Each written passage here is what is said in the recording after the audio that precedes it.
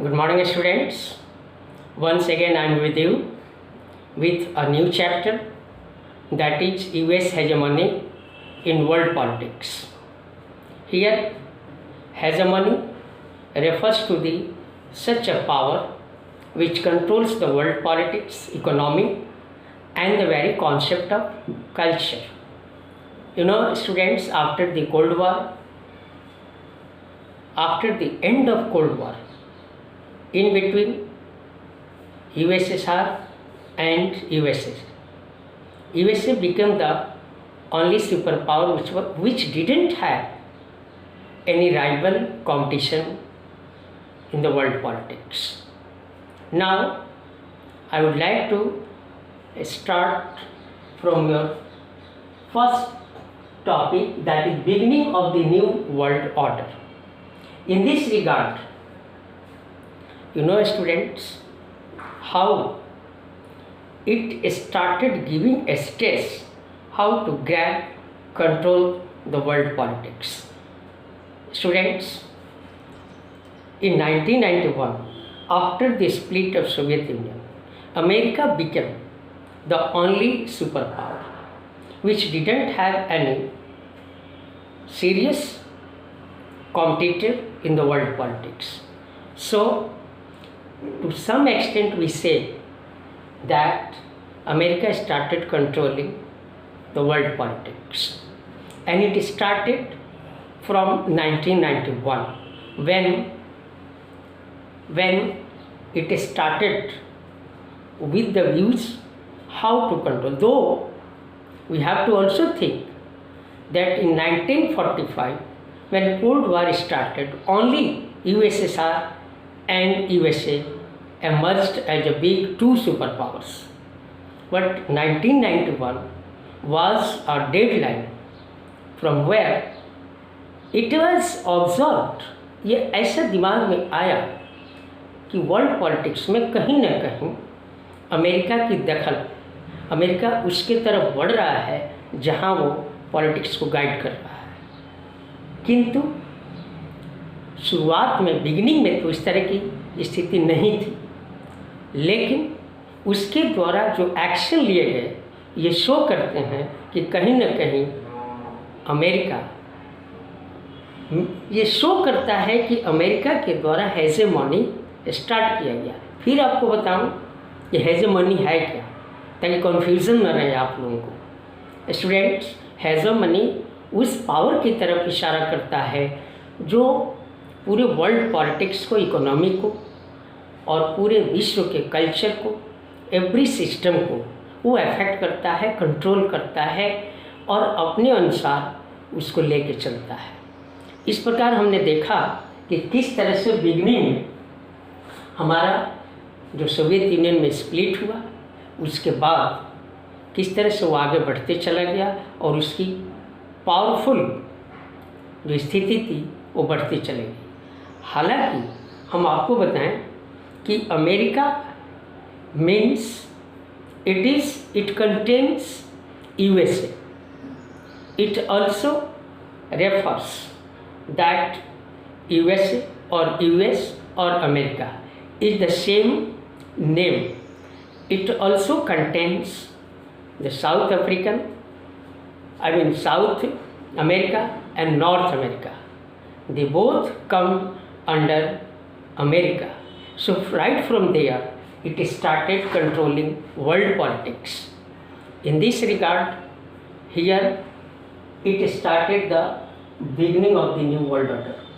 And now next is how in 1990, the Iraq, you know very well how ambitious it is, controlled, and in the then president was our, very well Saddam Hussein.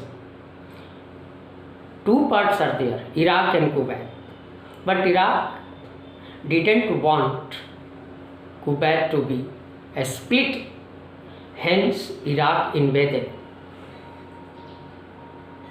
on Kuwait.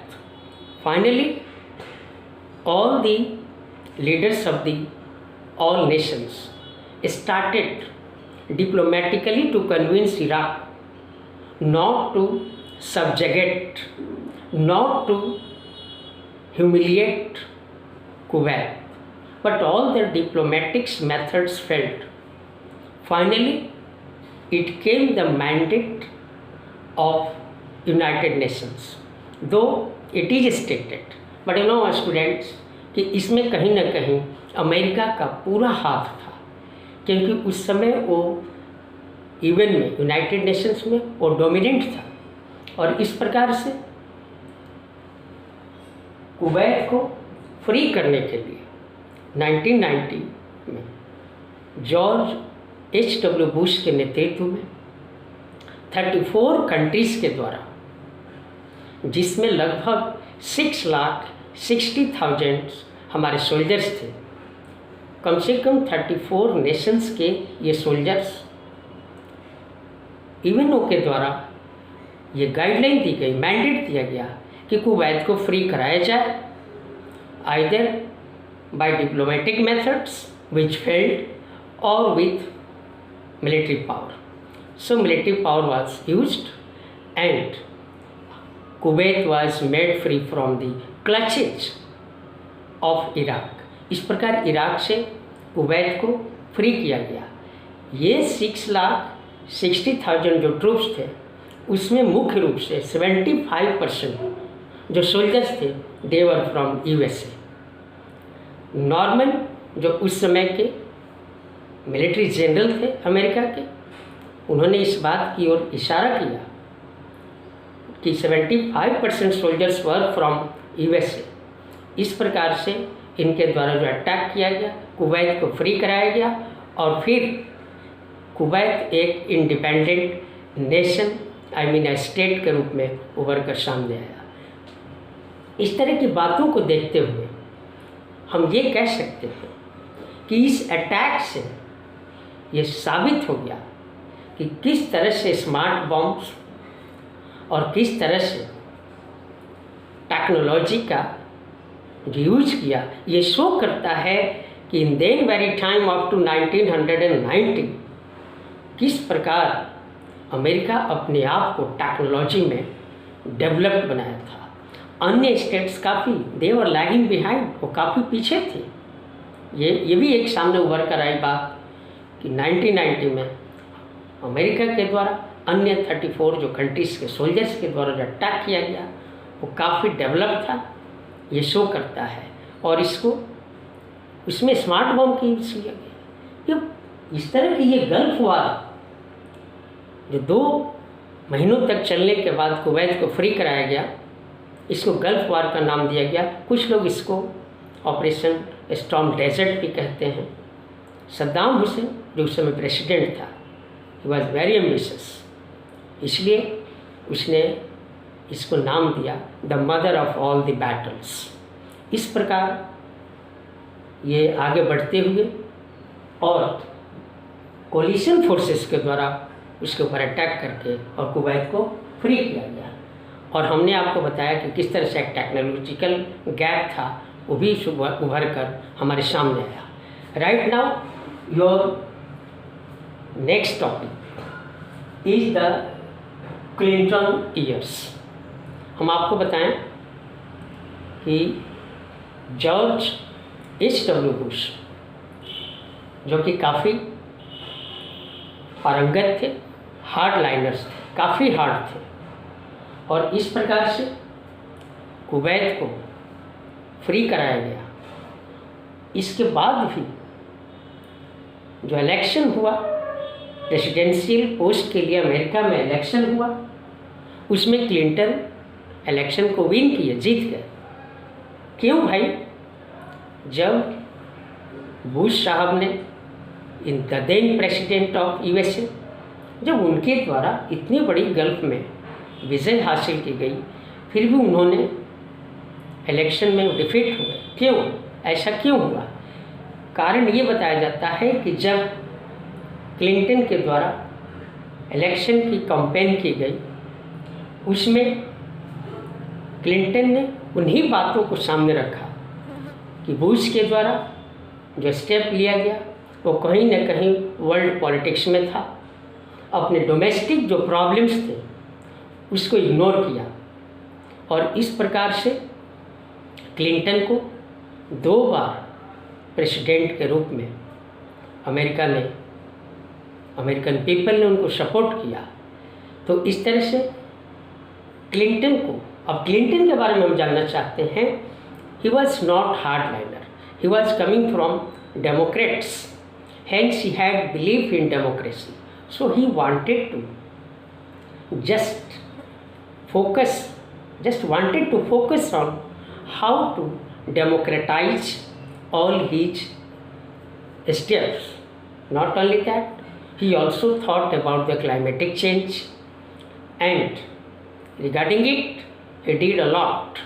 So people thought that in world politics Clinton was lagging behind.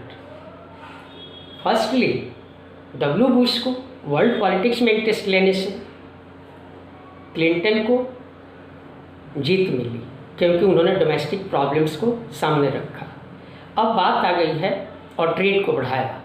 अब बात आ गई कि जब आप world politics की बात करते हैं तो वहाँ पे वर्ल्ड पॉलिटिक्स में क्लिंटन को थोड़ा सा कम आंका गया और इस प्रकार 2 टर्म्स रहे वो, लेकिन उसके बाद उनकी जो पॉपुलैरिटी थी धीरे धीरे अमेरिका में कम होती चली गई। हालांकि क्लिंटन के टाइम में आपको बताऊं किस तरह से उन्होंने अपने मिलिट्री का स्टेप्स लिया था यूगोस्लाविया में। जब यूगोस्लाविया में सिविल वॉर शुरू हो गया और वहाँ के डोमिनेंट अल्बानियंस को, जो अल्बानिया था right now it's an independent country, जो एक इंडिपेंडेंट कंट्री है, how they were harassed, even thousands of Albanian people were killed in Yugoslavia. Okay, तो मैं आपको ये बताना चाहूँगा उस समय उन्होंने हार्ड स्टेप्स लिया और इस प्रकार उस पर अटैक किया, वहाँ पे बम्बार्डेंट किया जो कभी किसी ने सोचा भी नहीं था और उस तरह से वहाँ के अल्बानियंस की रक्षा की गई। इस प्रकार हम कह सकते हैं कि किस तरह से उन्होंने इलेक्शन जीतने के बाद आप ये नहीं कह सकते हैं कि क्लिंटन कमज़ोर पड़ गए थे मिलिट्री पावर में। हाँ, जहाँ पे आवश्यकता थी उन्होंने स्टेप लिया, बट जो हमारे पॉलिटिकल थिंकर्स हैं, particularly American politicians and political thinkers, they have their different envisaged, they have their different focus on world politics. While in the next, here I would like to convince you all that how Mr. Clinton in then time, how he just fought the next war. तो इस तरह से हम देखते हैं कि एक बार नहीं 2 बार उन्होंने लड़ाई लड़ी और यूगोस्लाविया को, जहाँ पे अल्बानियन को किल किया गया, thousands of people were killed, उनको कहीं न कहीं बचाने के लिए उन्होंने मिलिट्री का स्टेप्स लिया। दूसरा उदाहरण हम आपको बताएं, दूसरे उदाहरण में आपने देखा होगा कि किस तरह से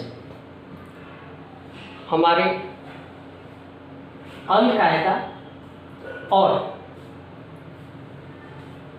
अफ़गानिस्तान के तालिबान कहीं न कहीं एक टेररिस्ट ग्रुप का इमरजेंस हो रहा था और इस प्रकार नैरोबी में, केन्या में, जहाँ कहीं भी अमेरिकन एम्बेसीज थे उस पर अटैक किया गया।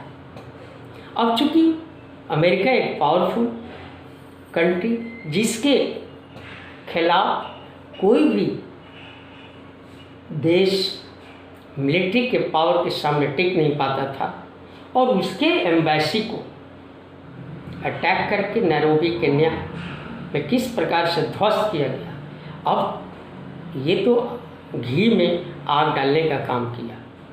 तुरंत अमेरिका ने केन्या पे, नैरोबी में क्लिंटन के टाइम में ज़बरदस्त अटैक किया और वहाँ के जितने भी, निश्चित रूप से उसमें उस तरह के बम्बार्डिंग किए गए बॉम्ब्स ड्रॉप किए गए जिसके बारे में लोगों ने कभी इमेजिन नहीं किया था। इस प्रकार हम देखते हैं कि क्लिंटन के टाइम में भी इस तरह के स्टेप्स लिए गए हैं कि उन्होंने डोमेस्टिक और फॉरेन दोनों पॉलिसीज़ को मेंटेन करके साथ साथ चले थे। तो इस प्रकार आपने जाना कि यूएस हेजमनी क्या है, और हम आप चाहेंगे कि आप जब भी पढ़ें, हमारी बात सुनें, निश्चित रूप से एक डिमार्केशन रखें अपने मन में, ताकि हम पढ़ क्या रहे हैं और उसके अनुसार आप इसको सुनें, तब आपको समझ में आएगी। ओके।